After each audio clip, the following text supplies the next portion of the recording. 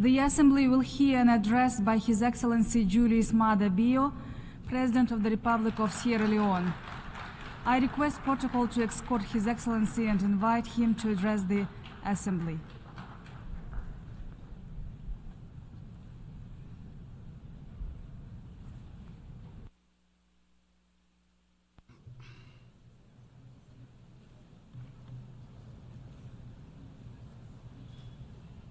Madam President,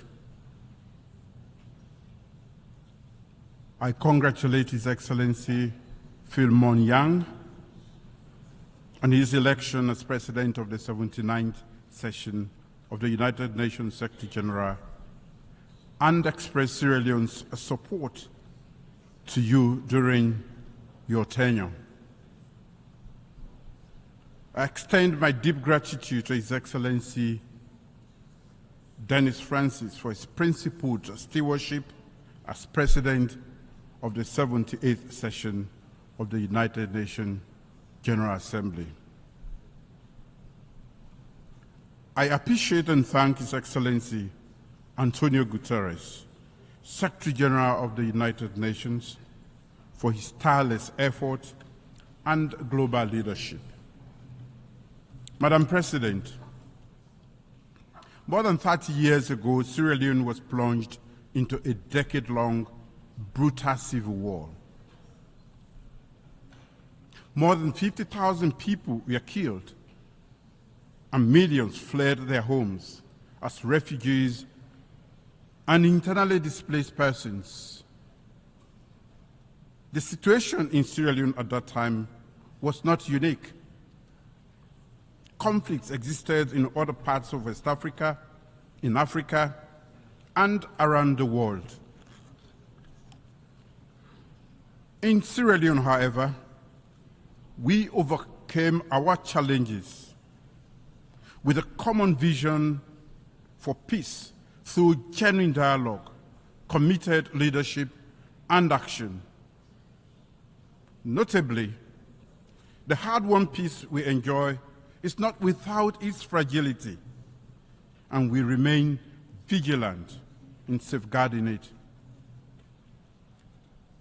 Sierra Leone's peace journey exemplifies the values of ownership, engagement through dialogue, and our partnership with ECOWAS, the United Nations, and the broader international community, which yielded the peace dividend. This story has shaped our engagement at the United Nations Security Council since the commencement of our second tenure in January this year. For almost 9 months, Sierra Leone, as an elected member of the United Nations Security Council, has endeavored to be a voice of reason and a bridge builder with balance and objectivity. We will continue to promote respect for and adherence to international law and the UN Charter, ensure the protection of civilians, end impunity through accountability, and foster dialogue for the peaceful settlement of disputes. Our commitment to these principles is even more imperative now than ever before, as we are confronted with conflicts of great magnitude in the Middle East, Africa, Asia, and Europe. The need for a ceasefire in Gaza and the wider Middle East, as well as in Sudan, Eastern Democratic Republic of Congo, and Ukraine, is not just pressing, but urgent.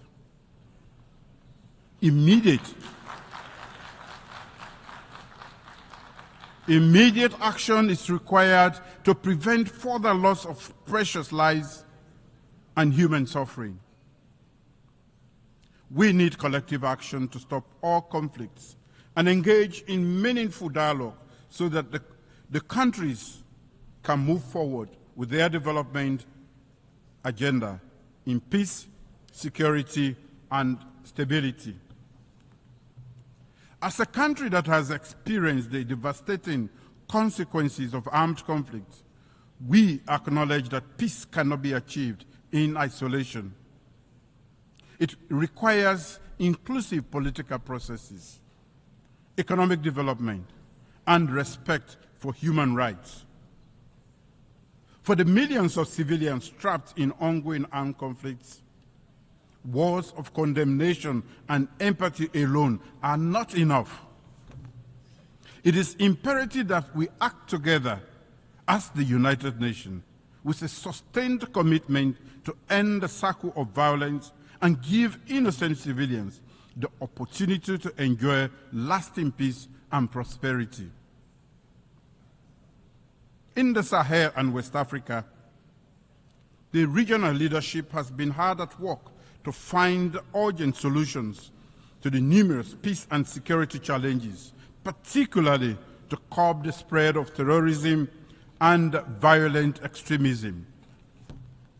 I call upon the international community to strengthen support for African-led peace initiatives and for the United Nations to play a more active role in addressing the root causes of conflicts. The safety and security of the people in the Sahel and parts of West Africa require a strong commitment from all relevant actors to engage in political dialogue and diplomacy actively to ensure we provide countries in the front line, especially Burkina Faso, Mali, Niger, the necessary support they need. Commitment to political transition is necessary, but it should never be at the expense of the safety of vulnerable civilians. There can be commitment and action on both. I've called for meaningful dialogue and led by example by visiting the head of state of Burkina Faso before Sierra Leone assumed the presidency of the United Nations Security Council in August 2024. We need to build bridges, and this requires the international community's commitment to working with the regions to implement dialogue-based, region-led, and region-owned solutions. Madam President, our current tenure at the United Nations Security Council has reinforced the view that there is an urgent need for reform. Nearly 80 years after its creation, the Security Council has been stuck in time. Its imbalanced composition is unjust and at odds with current realities, undermining its legitimacy and effectiveness. Unfortunately, Africa remains the unquestionable victim in all of this. Without structural change, the Security Council's effective performance and legitimacy remains unquestionable. In a historic and successful debate, which I presided over during Sierra Leone's August presidency of the Security Council on addressing the historic injustice and enhancing Africa's effective representation in the Security Council, I spoke as a representative of the continent that has long been underrepresented in the decision-making processes that shape our world on matters of peace and security. That debate had an indisputable resonance. One, that the historical injustice being perpetrated against Africa must be rectified. Two, that Africa must be treated as a special case. And three, that it must be prioritized in the reform process.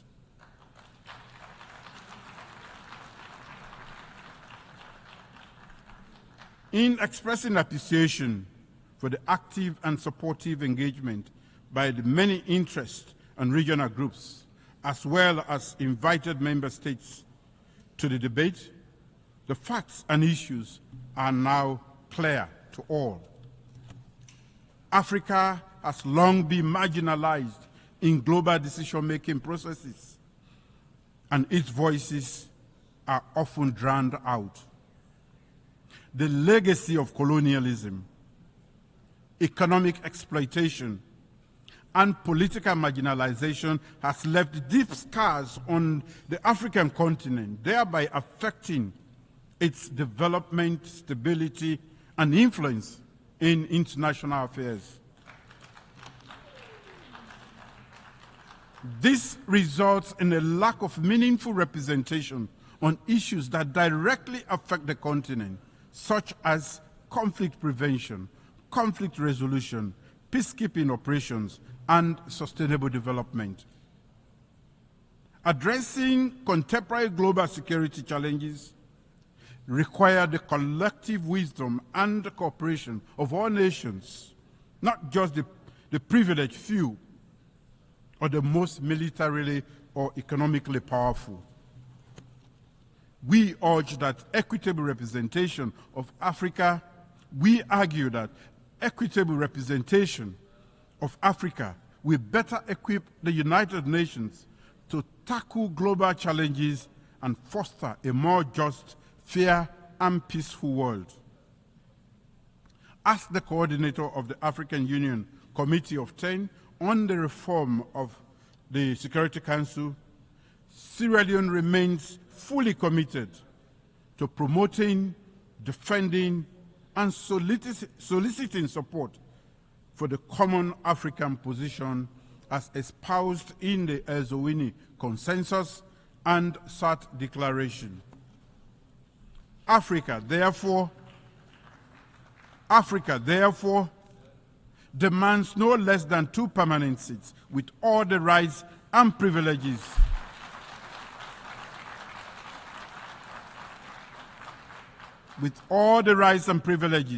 of the permanent members, including the right to veto and 2 additional seats in the non-permanent category of the Security Council.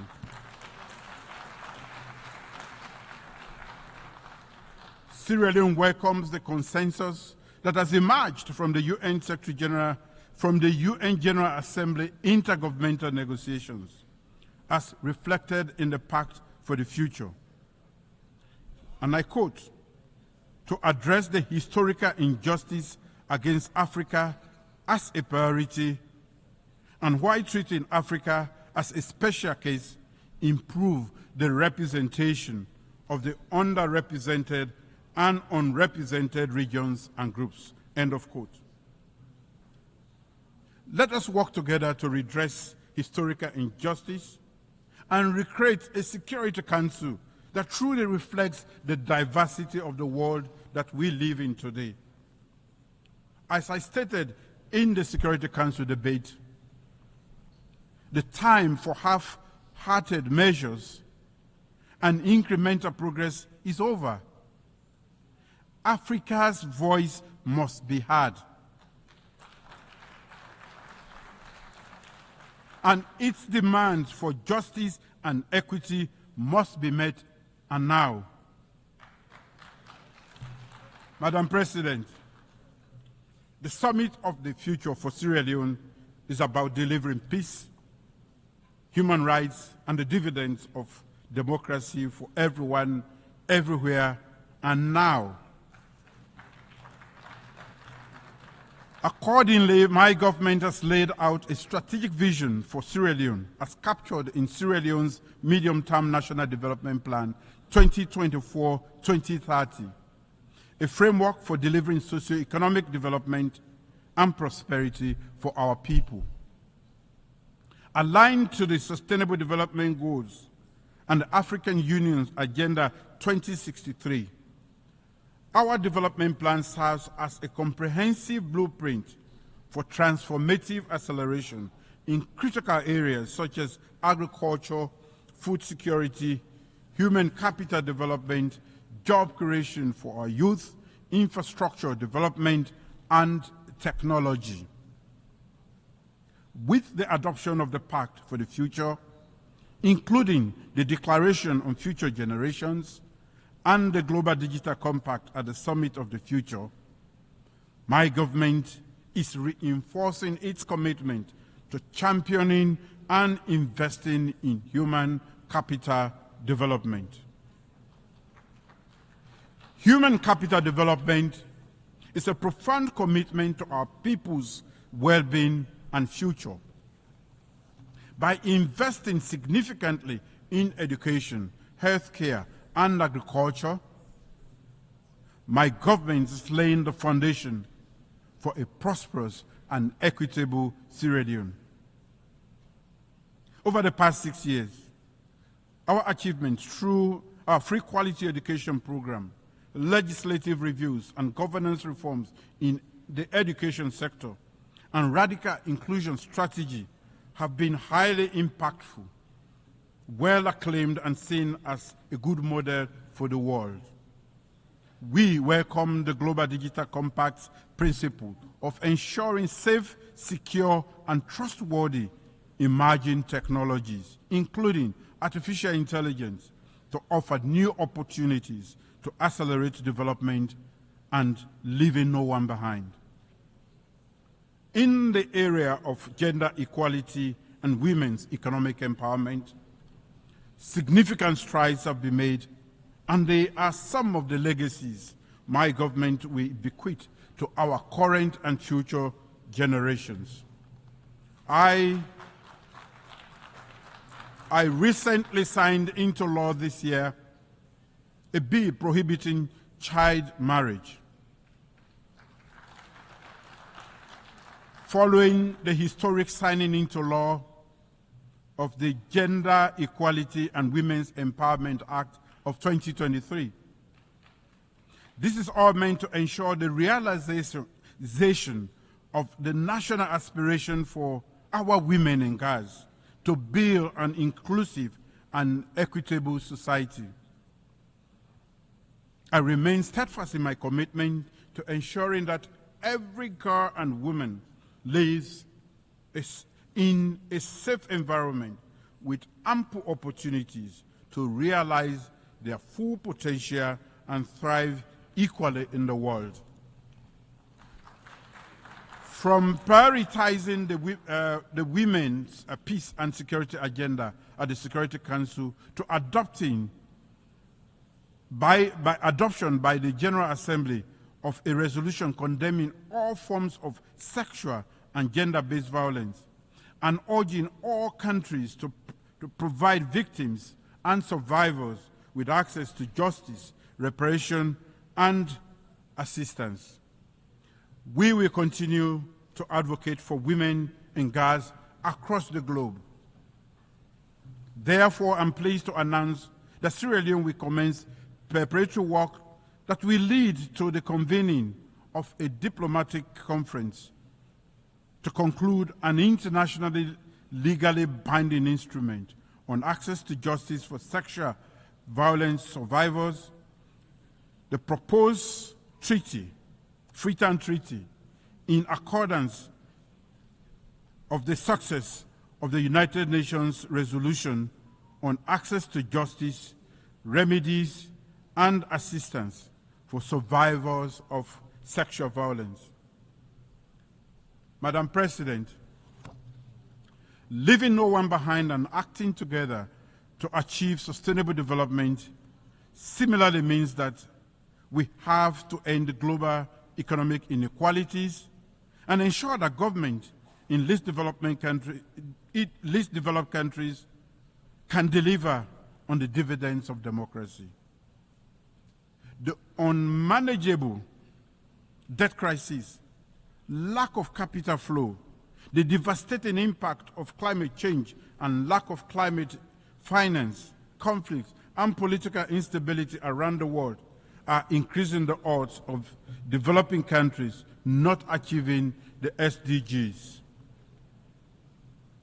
The role of development finance institutions in supporting the objectives of national development plans of low-income countries, particularly those emphasizing the SDGs, is of great significance to their socio-economic development. At the International Development Association for Africa Heads of State Summit in Nairobi, April this year, Sierra Leone unreservedly expressed its endorsement of the Nairobi IDA communique. The communique exemplifies the collective aspiration of the African heads of state present to raise the level of development support in Africa through the IDA 21 replenishment. I wish to re-echo that endorsement at this August gathering. IDA's affordable concessional finance allows African leaders to develop our economies, enhance education and healthcare, deal with increasing effects of climate change, and expand electricity and digital access without becoming buried in unsustainable debt. To conclude, Madam President, the end of the Second World War in 1945 did not only unite leaders, but also urged them to cooperate. This was the birth of multilateralism. As the African proverb says, our two hands do not wash themselves.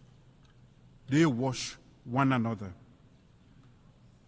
As leaders, we must cooperate to achieve the purposes of this United Nations and deliver peace and security, stability and prosperity for our people. Divisions and unhealthy competition will only lead to humanity's destruction. We must ensure unity in diversity, where the rights of the weak and the minority are protected. So let us safeguard our multilateral system. Let us cooperate, acting together for the advancement of peace, sustainable development, and human dignity for present and future generations, leaving no one behind. Thank you.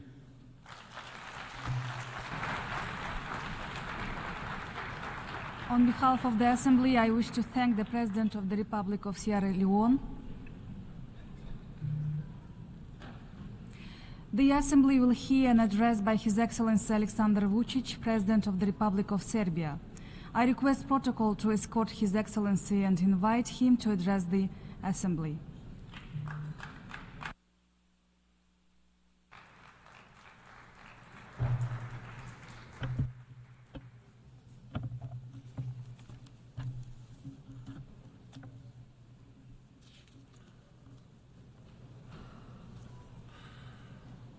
Madam President, Excellencies, ladies and gentlemen, Mahatma Gandhi said, "There is no path to peace. Peace is the path."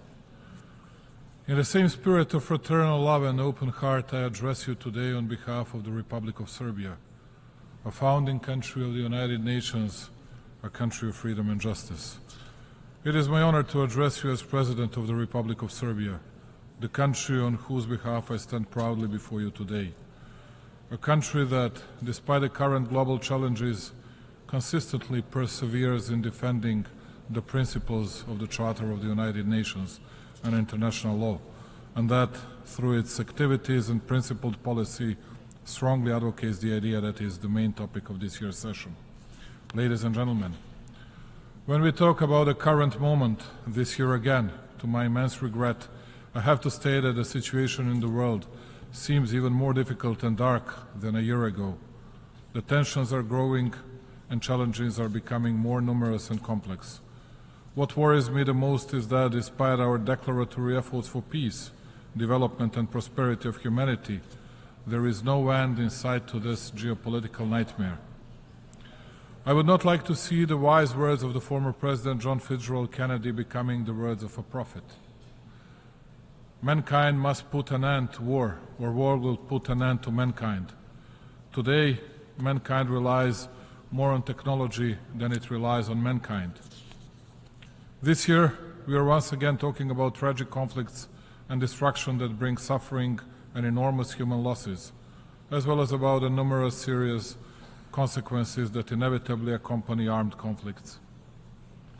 The Republic of Serbia and the Serbian people deeply sympathize and share the grief for all the lives lost in the conflicts happening around the world, including the tragic events in the Middle East and Ukraine. It is unforgivable that today in the 21st century we are talking about gruesome figures related to children who have died in conflicts.